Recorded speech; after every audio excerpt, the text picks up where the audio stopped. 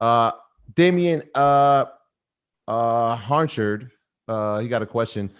So he said, would you recommend allocating a 457B to Ian's formula of two tech and two index funds, or should I leave it in my target retirement age?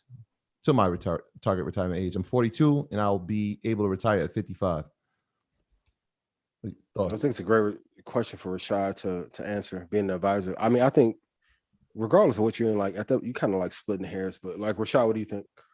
Yeah, I think the target date funds are a good way to go because it automatically changes as you get closer to retirement. So like if it's like 2050, 2055, 2060, it's automatically going to be aggressive when you're young, and then it gets more conservative as you closer to that target date. So at least you want to have some exposure in that, maybe not the whole entire thing. 50-50 is always a good choice as well. Like if you really feel comfortable about a fund, then you might be able to put, 25% in small cap, 25% in large cap, and then 50% in the target date fund. For the 457 plan, he probably can't do individual stocks. Most 457 plans, they're not going to allow you to invest in like Apple or Tesla. You have to invest in an actual fund that's provided for you by the provider of the plan. So like Fidelity, let's say Fidelity is the holder of the retirement plan. Fidelity will give you a menu of investments. They have like 20 different investments that you get to pick and choose from. But you can't really go outside of that unless it's a self-directed 401k plan. But I haven't really seen any self-directed 457 plans. So I'm assuming that that's not the case. So yeah, it sounds like you're on the right path with the self-directed. If you want to, add a little bit to it, then maybe, diversify a little bit to it, 25% in one fund, 25% in another fund. But you don't want to spread it out too thin either, because a lot of all of those funds have hundreds of stocks in them. So, you get like 10 different funds and then you have like 1,000 different stocks. So yeah, something to take into consideration. Oh, let's see. Let's go to new name. You better come on here, ask for these prices. I'm feeling generous. There's a question here. They couldn't make it here tonight. I'm gonna get to some stock entry points for you, Ian, in a sec. Jacoby, I hope I said that right. Jacoby Johnson, unmute yourself. You've been unmuted. What's going on?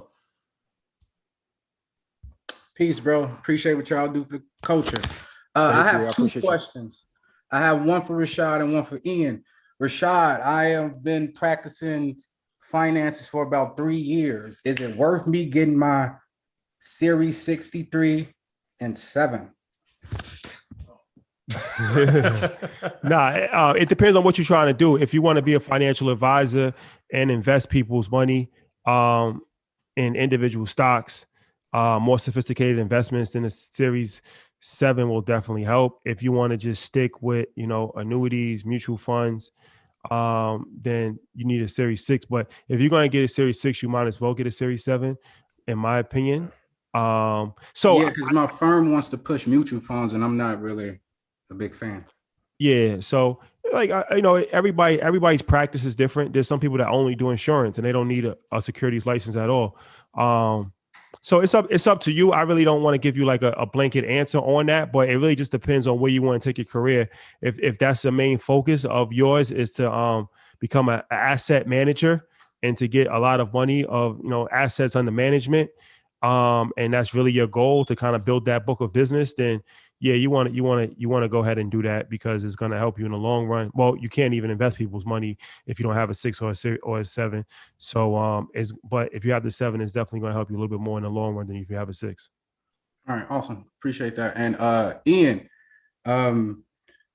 yes, you may give this answer where you may not. When looking to join Stock Club, what type of capital should I look for as far as startup? Because I've been investing long term, and now I'm getting into options, and I'm like, well, let's try to make some money, because I'm getting old and ain't getting young, if that makes sense.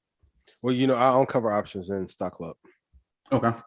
But anywhere from $5,000 to 25 grand is a good amount. Like, I've had people start with $1,000, but last year was different, so I won't say this year be repeatable. But I've had people start with $1,000, and actually some guys I ran into in New York, they actually pulled over on me, which is crazy. Thought I was in danger for a second. I was like, yo, I was like, hold up, brother. No, I'm not to help you. Not him. But they started with $2,000 and went up to 19,000 in a year. But yeah, 5,000 to 20. But especially with your experience, you'll be able to do incredibly well. You'll do incredibly well. Okay. I appreciate you, Kobe. Yeah, best of luck. Best of luck with everything, bro. I remember when you were studying for that. That was crazy. Like, yeah, you was. If you can do it over again, would you still be an advisor? Yeah, I learned a lot. I learned a lot when during that journey, and it really helped me. And I think everything is part of the process. So, Absolutely. Yeah, I definitely would. Because it definitely prepared me a lot. Even though I'm still learning something every single day, but it gave me a great insight working with clients for over a decade. That was no joke. I remember it was like 10-hour study days for you. I'm like, yo, we going outside. Yeah, I got this test I got to take. Prep for the my finances are relying on it. Yeah.